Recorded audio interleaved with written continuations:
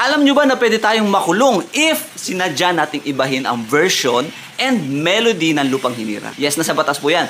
And para wala na pong makulong, tuturo ko sa inyo kung ano ba talaga ang tamang pagtugtog ng Lupang Hinirang ayon sa batas and ayon kay Julian Felipe. Okay, magsitayo tayong lahat.